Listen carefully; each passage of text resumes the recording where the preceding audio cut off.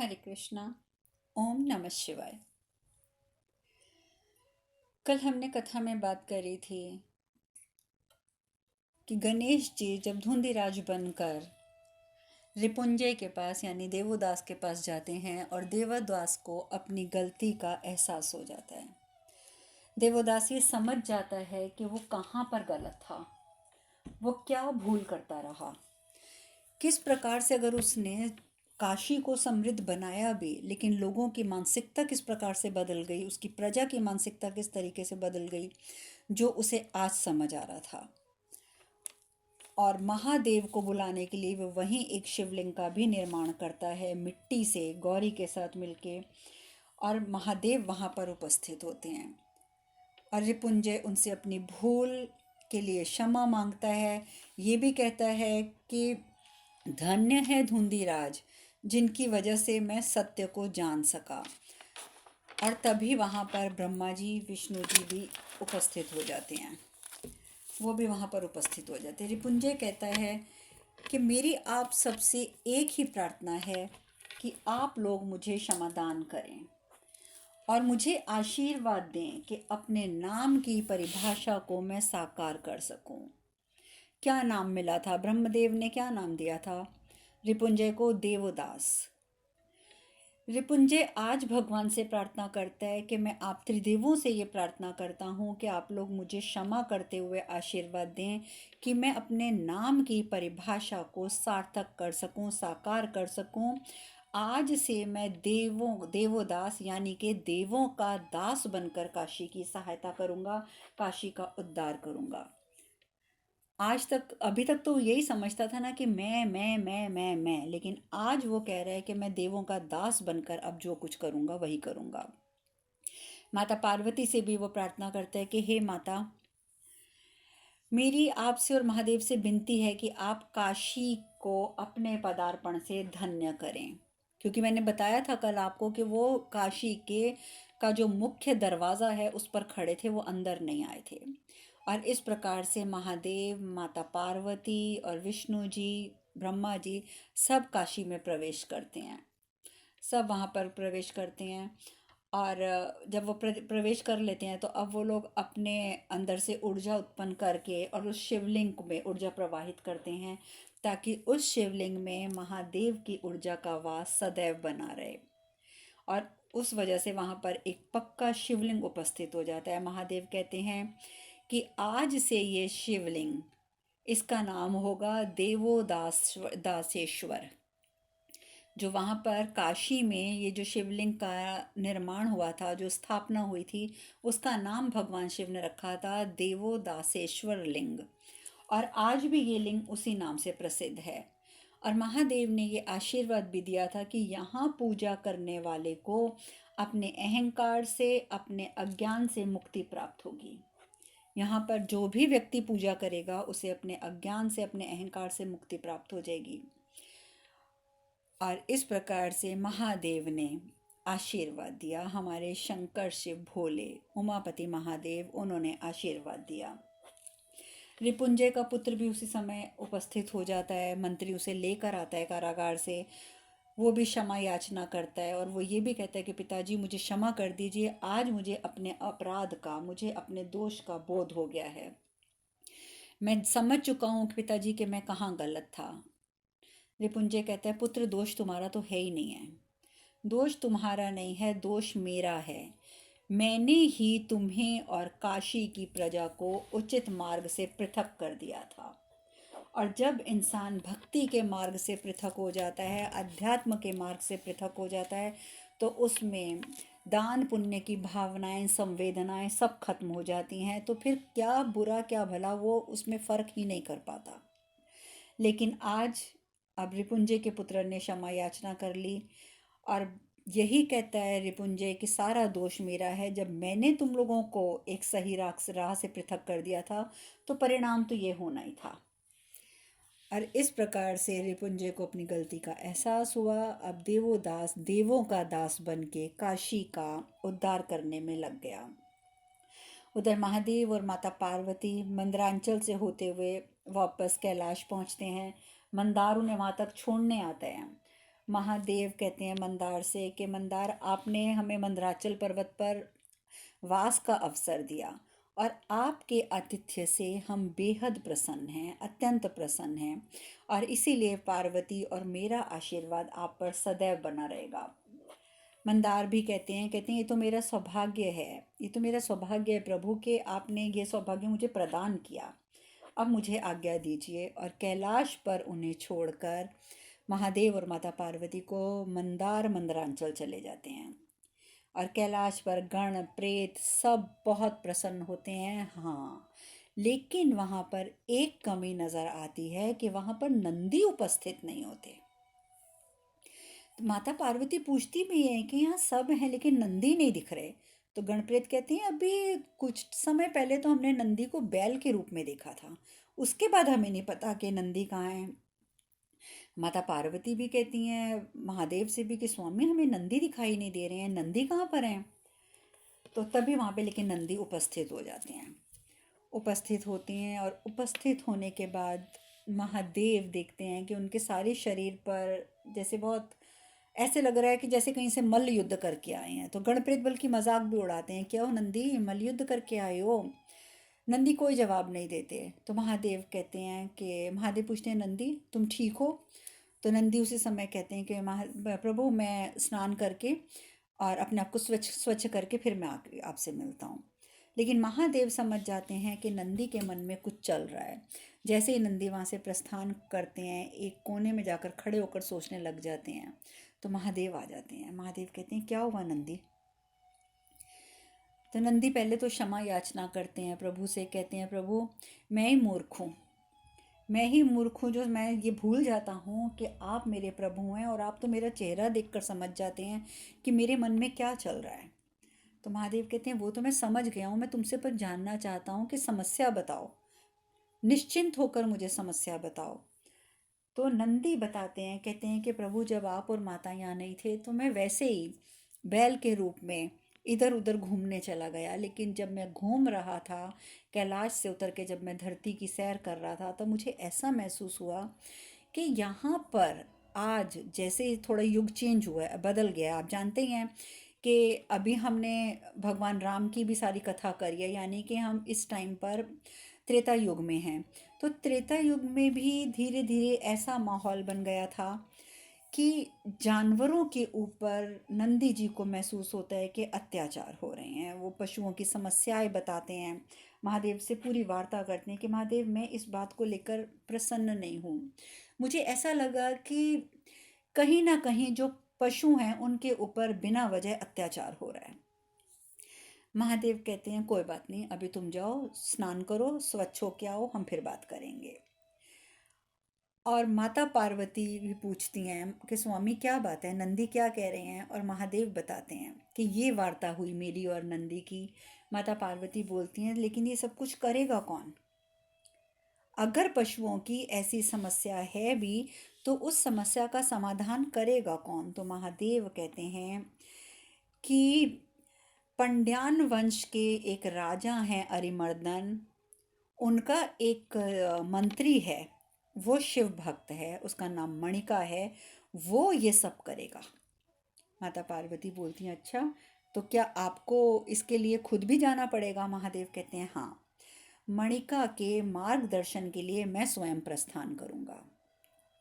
माता पार्वती कहती हैं कि फिर मैं भी साथ चलूंगी। और इस प्रकार से महादेव और माता पार्वती वो दोनों अरिमर्दन के राज्य में पहुंच जाते हैं, एक साधारण पुरुष और स्त्री के रूप में। आप लोग ये मत सोचिएगा कि ये कथाएं हैं तो मैं आपको ऐसे ही बोलती जा रही हूँ। देखिए, जब भी कहीं ना कहीं कोई समस्या होती है और फिर कोई ना कोई ऐसी एक व्यक्तित्व हम लोगों के सम्मुख कोई आता है जो हमें उस समस्या से बाहर निकालता है या हमें रास्ता दिखाता है, हमें लगेगा कि ये सामान्य व्यक्ति है, परंतु कहीं ना कहीं भगवान स्वयं उस व्यक्ति के द्वारा हमें निर्देशित करते हैं कि हमें क्या करना है क्या नहीं करना। तो यहाँ पर भी तो देखिए, लोगों के समक्ष महादेव और माता पार्वती एक आम स्त्री पुरुष के रूप में आए हैं। वो भी लोग भी नहीं जानते कि ये महादेव हैं या माता पार्वती हैं। हमारे सम्मुख भी ना जाने कितनी बार ऐसे अनजान लोग आ जाते हैं जो हमारा मार्गदर्शन कर जाते हैं। तो वो क्या होता है, वो भगवान ही तो होते हैं किसी न किसी रूप में। लेकिन बस ये हमारी समझ का फेर है कि हम समझ नहीं पाते।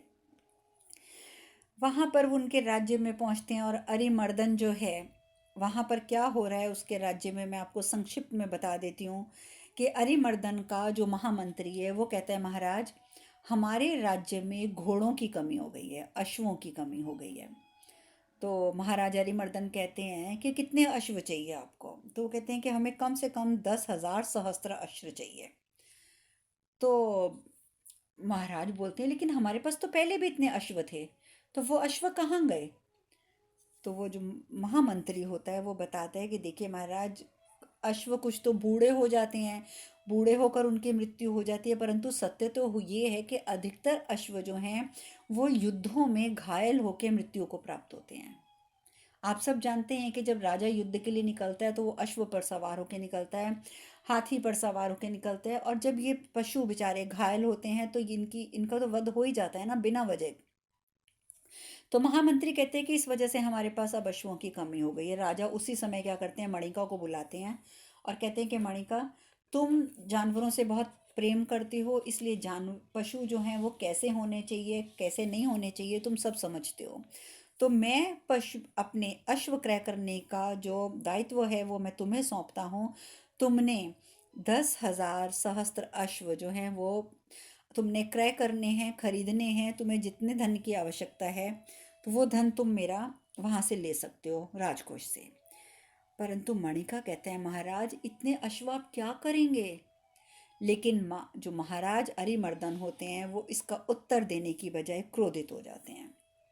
क्रोधित हो जाते हैं और वो बोलते हैं कि तुम मुझसे प्रश्न करोगे कि इतने अश्वों की आवश्यकता क्यों पड़ गई है? तुम मुझसे प्रश्न करोगे, तुम राजा के आदेश पर प्रश्न चिन्ह लगाओगे? मणिका कहते हैं, नहीं महाराज नहीं, मैं तो आपका मंत्री हूँ, मैं आपके आदेश का पालन करूंगा, क्योंकि आपके आदेश का पालन करना मेरा कर्तव्य है, मैंने तो ऐसे ही पूछ लिया। लेकिन ये सब बातें मणिका इसीलिए पूछता है क्योंकि वो जानता है कि जो 10,000 सहस्त्र अश्व आएंगे वो भी इसी प्रकार युद्धों में और यज्ञों में इन सब जगहों पर जाकर उनकी बलि दे दी जाएगी। युद्ध में भी तो बलि ही होती है ना एक किस्म से पशुओं की। नहीं तो पशुओं को क्या जरूरत है किसी से युद्ध करने की? लेकिन मनुष्य के स्वार्थ के लिए उन्हें ये भी भुगतना पड़ता है। मणि का मन ही मन में बहुत बेचारा दुखी होता है, लेकिन चल पड़ता है क्योंकि राजा का आदेश है, मानना तो पड़ेगा। 10,000 सहस्त्र अश्व, उसके मन में एक ही बात चलती है कि 10,000 सहस्त्र अश्व खरीदने के लिए जितनी धनराशि का उपयोग होगा, जितनी धनराशि खर्च की जाएगी, उतनी धनराशि से तो न जाने राज्य के कितने घरों परिवारों का उद्धार हो सकता है, पूरे राज्य का उद्धार हो सकता है। लेकिन उसे कुछ समझ नहीं आता कि मैं ये बात अपने महाराज को समझाऊं तो समझाऊं कैसे। अभी वो चल ही रहा होता है कि उसको रास्ते में दो व्यक्ति मिलते हैं। तो वो दो व्यक्ति बोलते हैं, आप भी क्या पशु पूजक के पास जा रहे हो? तो मणिका बहुत हैरान होता है, कहता है पशु पूजक? ये पशु पूजक कौन है? वो कहते हैं, एक ना हमारे यहाँ पे गांव की सीमा पर, हमारे राज्य की सीमा पर एक पशु पूजक आया है। वो पशुओं की बहुत देखभाल करता है, यहाँ तक के पशुओं की पूजा भी करता है। वैसे उसका नाम लोकनाथ है, परंतु वो इतनी पशुओं की पूजा करता है कि लोग उसको पशु पूजक भी कहते हैं। तो आप भी तो पशुओं को बहुत प्रेम करते हो, तो हमें लगा आप उनसे मिलने जा रहे हो। तो मणिका कहते हैं, हाँ हाँ हाँ, मैं मिल लूँगा उनसे। अब वो उनको थोड़ी बताता है कि भी मैं अश्व क्रय करने जा रहा हूँ। अब वो चल तो पड़ता है मणिका, लेकिन उसके मन में भी आता है ये पशु पूजक कौन है और ये मुझे किस दिशा में मिलेंगे। तभी क्या होता है कि उसके अश्व के सामने, वो मणिका जो है वो भी अश्व पर सवार होता है, उसके अश्व के सामने एक छोटा सा कुकुर का बच्चा, यानी कि डॉग का बच्चा, यानी कि एक छोटा कुत्ते का एक छोटा सा बच्चा वो आ जाता है और वो उसके आगे आगे दौड़ने लग जाता है। तो ना जाने क्यों मणिका को ऐसा महसूस होता है कि जैसे ये कोई राह दिखा रहा है उसे, और मणिका अपने अश्व पर उसके पीछे पीछे चलने लग जाता है। उसके पीछे पीछे चलता है तो जाकर देखता है कि वो जो छोटा बच्चा था कुकर का, वो जाकर एक व्यक्ति की गोद में बैठ गया है, और वो व्यक्ति भी उसे बहुत प्रेम से सहला रहा है, और उसके आसपास बहुत सारे जो हैं राज्य के निवासी, जो अरिमर्दन के राज्य के निवासी हैं, वो बैठे हुए हैं। आप सब ये समझ ही गए होंगे कि लोकनाथ कौन है, हमारे महादेव हैं। अब महादेव की वो देखता है कि महादेव यानी कि लोकनाथ जी कोई भाषण दे रहे हैं, तो वो वहीं खड़ा होकर सुनने लग जाता है। और वो देखकर बड़ा हैरान होता है कि ये छोटा सा कुकर का बच्चा कैसे दौड़कर उनकी गोद में गया है, और वो कितने प्यार से उसे सहला रहे हैं और कितने प्यार से उसके ऊपर हाथ फेर रहे हैं, जैसे वो उसका उनका अपना बच्चा हो। तो वो उनकी वार्ता सुनने के लिए अपने अश्व पर जो बैठा होता है मंत्री यानी मणिका, और वहां खड़ा होकर वो महादेव की बातें सुनने लग जाता है। महादेव उस समय कहते हैं कि समाज की संपन्नता का सदैव एक संकेत होता है, एक संकेतक होता है कि वो अपने पशु पक्षियों के प्रति कितने उदार हैं। ये बहुत बड़ा संकेतक होता है। महादेव कहते हैं कि समाज में पशुओं के साथ कैसा व्यवहार किया जाता है, उन्हें समाज में कैसा स्थान दिया जाता है, ये चीज़ें समाज की संपन्नता को दर्शाती हैं। क्यों? क्योंकि पशुओं के प्रति व्यवहार किसी भी समाज में करुणा, संवेदना, सहनशीलता, लोभ, महत्वाकांक्षा, इनके अभाव को या इनकी अति को दर्शाता है। देखिए, जहाँ पर पशुओं के साथ प्रेम किया जाएगा, जहाँ पशुओं के प्रति उदारता की भावना रखी जाएगी, उस समाज के लोग ज़्यादा संवेदनशील होंगे, सहनशील होंगे। और जहाँ पर इनके साथ कटुता का व्यवहार किया जाएगा, गलत व्यवहार किया जाएगा, वहाँ के लोग बहुत लोभी और महत्वाकांक्षी होंगे। यानी कि ये जो गुण महादेव ने बताए, करुणा, संवेदना, सहनशीलता और लोभ, ये इस बात पर निर्भर करते हैं कि हमारा व्यवहार पशुओं के प्रति कैसा है। इसमें से कुछ भाव जो हैं उनकी या तो हमारे में अति हो जाएगी या हम में किसी भाव की बिल्कुल अभाव हो जाएगा। महादेव कहते हैं कि वृषभ का उपयोग यानी कि बैल, वृषभ मतलब बैल, महादेव कहते हैं कि बैल का उपयोग भूमि जोतने के लिए स्वीकार्य है। हमने ये स्वीकार किया है कि बैल का जो उपयोग है ये भूमि जोतने के कार्य में होता है, किंतु इसी कार्य में यदि उसे किसी प्रकार की यातना पहुंचाई जाए या हम बैल के ऊपर किसी प्रकार का कोई अत्याचार करें, तो ये अनुचित ही नहीं बल्कि ये तो पाप है। खाली अनुचित नहीं है, ये अनुचित के साथ साथ ये तो पाप भी हो जाता है कि वो बैल जो हमारे लिए हल जो है चला रहा है, हमारा खेत जोत रहा है, और हम उसी के ऊपर अत्याचार करें, क्योंकि उस खेत में उपजा हुआ अन्न हमने ग्रहण करना है, जिसकी वजह से वो अन्न उपज रहा है, अगर हम उसी पर अत्याचार करते हैं तो ये पाप भी होता है। महादेव कहते हैं, और जो इंसान अपने पशुओं का पोषण नहीं करता, उन्हें संरक्षण प्रदान नहीं करता, उसका पाप उस प्रत्येक व्यक्ति को भुगतना पड़ता है। प्रत्येक व्यक्ति को जो उस अत्याचार से जोती गई भूमि से अन्न ग्रहण कर ले। तो ये कहने का तात्पर्य है कि यदि एक किसान अगर हल जोत रहा है अपने बैल के साथ और वो अपने बैल के ऊपर अत्याचार करता है, तो उसका पाप का भागीदार सिर्फ बैल का मालिक नहीं है जिसने अत्याचार किया। हर वो व्यक्ति उस पाप का, उस अत्याचार का भागी बनेगा जो उस अत्याचार से जोती गई भूमि, उसमें से उपजे हुए अन्न को जो ग्रहण करेगा, यानी कि वो पाप सबके सर पे आएगा। तो इसीलिए कहते हैं ना कि जैसे हम कहते हैं कई बार कि ये व्यक्ति मांसाहार करता है, तो आपको क्या लगता है कि मांसाहार करने वाले व्यक्ति को पाप लगता है? नहीं, मांसाहार करने वाले व्यक्ति के साथ साथ उन सबको पाप लगता है। सबसे पहले जिसने उस पशु को पाल पोस कर बड़ा किया और फिर उसे बेच दिया, उसके बाद उस पशु को ले जाकर जिसने कसाई खाने में ले जाकर उसकी हत्या करी, फिर जो उस मांस को खरीद के लाया, जिसने बेचा और फिर जो खरीद के लाया, फिर जिसने उस मांस को पकाया और फिर जिसने उस मांस को खाया, तो यानी कि एक मांस खाने वाला पापी नहीं होता, 5 लोग उसमें पाप के हकदार बन जाते हैं। तो एक व्यक्ति यदि मांस खाता है तो 5 व्यक्तियों को उसका पाप भुगतना पड़ता है। तो यही महादेव हमें यहाँ समझा रहे हैं कि उस अत्याचार से जोती गई भूमि में जो अन्न ग्रहण करता है उस भूमि का, वो सब पाप का भागी बनता है, क्योंकि पशु मनुष्यों की भांति अपनी पीड़ा को शब्दों में अभिव्यक्त नहीं कर सकते। पशु हमें नहीं बता सकते कि हमें कितनी पीड़ा हो रही है, किंतु इसका अर्थ ये नहीं होता कि उन्हें पीड़ा नहीं हो रही है। कई मूर्ख ऐसे हैं, मैंने कई मूर्ख खासकर यहाँ अमेरिका में ऐसे सुने हैं जो ये मानते हैं कि पशुओं में तो जी आत्मा ही नहीं होती, भगवान ने तो पशु इसीलिए पैदा किए हैं ताकि हम उन्हें खा लें। और आप विश्वास करेंगे कि अमेरिका में बच्चों को बचपन से ये सिखाया जाता है, ठीक है तुमने एक कुत्ता पाला, एक बिल्ली पाली, अगर तुमने पाल लिया तो तुम उसको पाल रहे हो, प्यार कर रहे हो, वो ठीक है, परंतु अन्य पशु जो हैं, चाहे वो मतलब मुर्गा मुर्गी हैं, चाहे वो गाय है, चाहे वो सुअर है, चाहे वो बकरी भेड़ें हैं, जो भी हैं, उन्हें बचपन से ये सिखाया जाता है बच्चों को कि ये भगवान ने तुम्हारे खाने के लिए पैदा किए हैं। उन्हें बचपन से शिक्षा ही ये दी जाती है, इसीलिए बच्चे बच्चे जो हैं यहाँ पे नॉनवेज खाते हैं।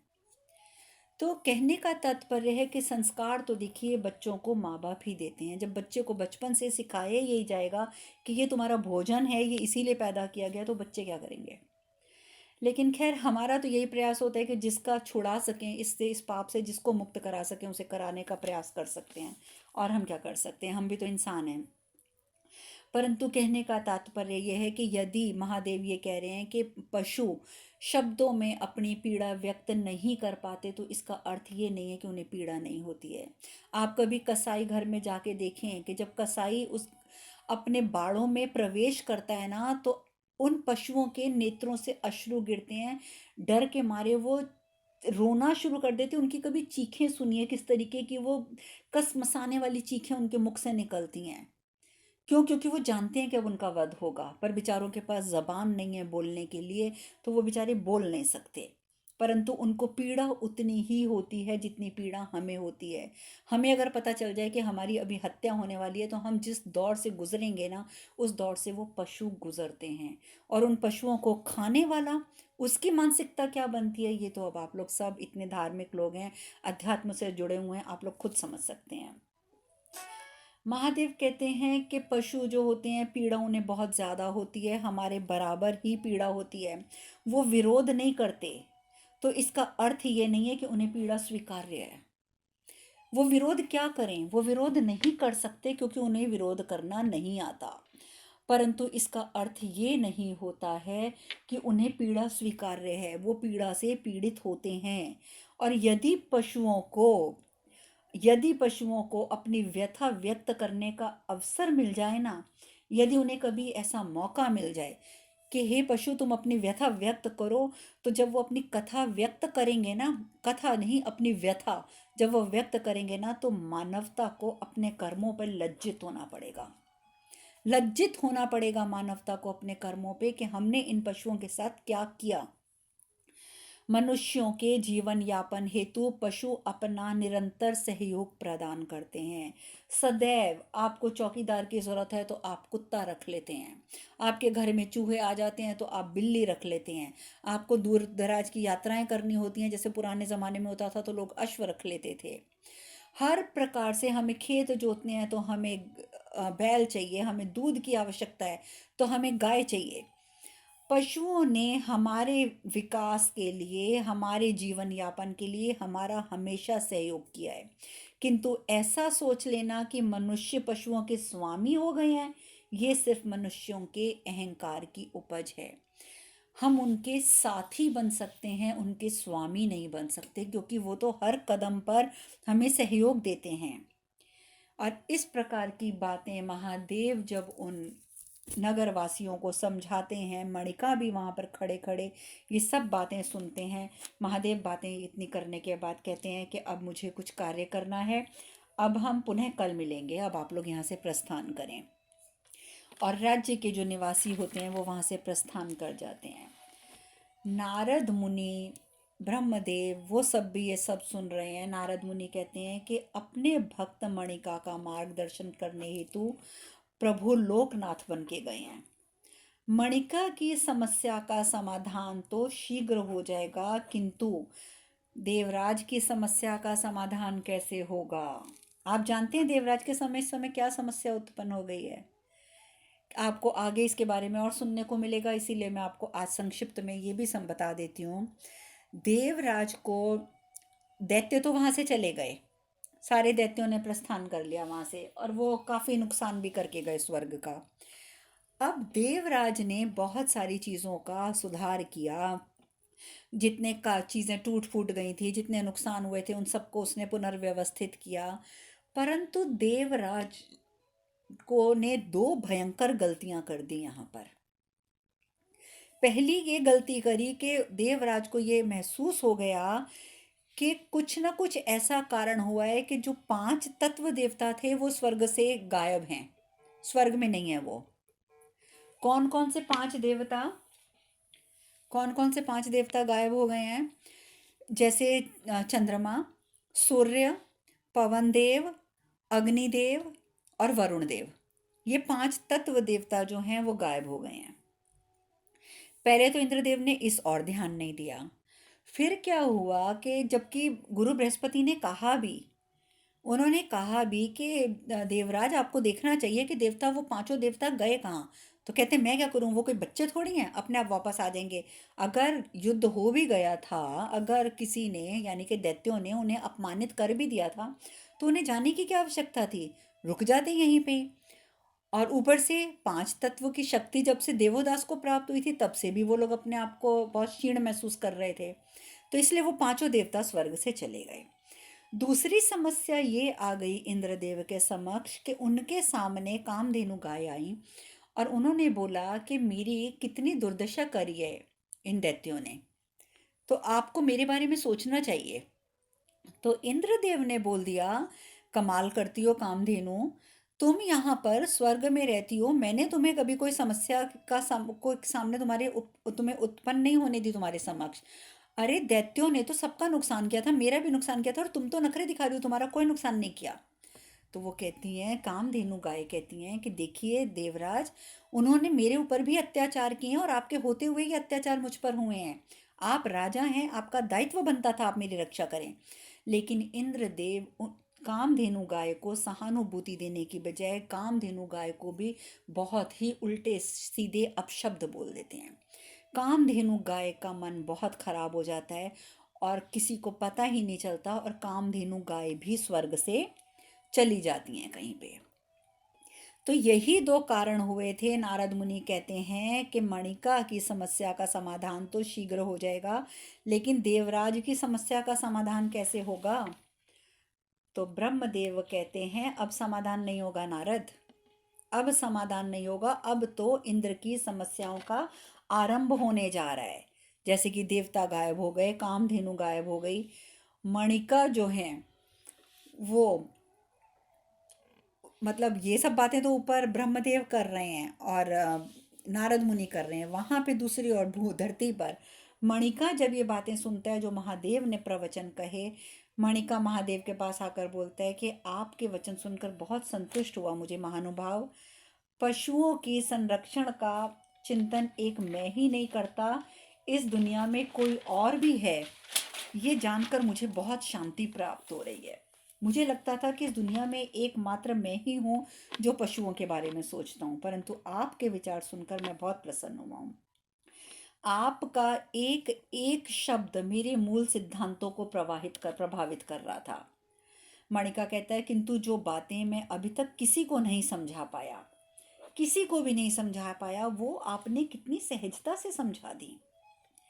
आपकी सभा में जो मुझे शांति पहुंची है ना, उससे उसकी अधिक आवश्यकता मुझे लगता है कि कदाचित यहाँ पर सभी को है, सभी को। मुझे तो यहाँ पर खड़े खड़े ऐसा प्रतीत हो रहा था जैसे ये सभा केवल मेरे लिए आयोजित की गई हो। और अगर सोचा जाए तो सत्य तो यही है, महादेव तो मणिका की सहायता करने आए हैं ना, और मणिका को भी ये एहसास होता है कि जैसे ये सभा मेरे लिए आयोजित हुई है। मणिका कहते हैं, महापुरुष मेरी एक शंका दूर करेंगे, मेरा मार्गदर्शन करेंगे? परंतु महादेव इस बात का कोई जवाब नहीं देते। महादेव इस बात का कोई जवाब नहीं देते। उतनी देर में एक छोटा सा कुकुर का बच्चा, वही वाला जो मणिका के घोड़े के आगे आगे चल रहा था, और आकर वो महादेव के पास बैठ गया था और महादेव उसे सहलाने लग गए थे। वो उसी बच्चे के साथ, उसी छोटे कुकर के बच्चे के साथ महादेव खेलते हैं, उनको उसको सहलाते रहते हैं, लेकिन मणिका की बात का जवाब नहीं देते। जब मणिका ये बोलते हैं कि क्या आप मेरा मार्गदर्शन करेंगे, वो जवाब नहीं देते, अपने कुकर के साथ खेलते रहते हैं। फिर उसको, कुकर को गोद में लेकर वो चलना शुरू कर देते हैं और थोड़ी दूर तक जाते हैं और कुकर को छोड़कर वहाँ पर फिर वापस आ जाते हैं।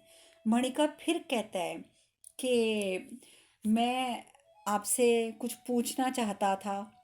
अभी वो इतनी बात करता है तो वो जो कुकर का बच्चा होता है वो तब तक फिर से वापस घूम के आ जाता है, फिर से महादेव के पास आ जाता है। अब महादेव आगे क्या जवाब देते हैं, चर्चा हम कल करेंगे। आज हम कथा में यहीं विश्राम लेते हैं। हरे कृष्ण कृष्ण कृष्ण हरे हरे, हरे राम राम राम हरे हरे।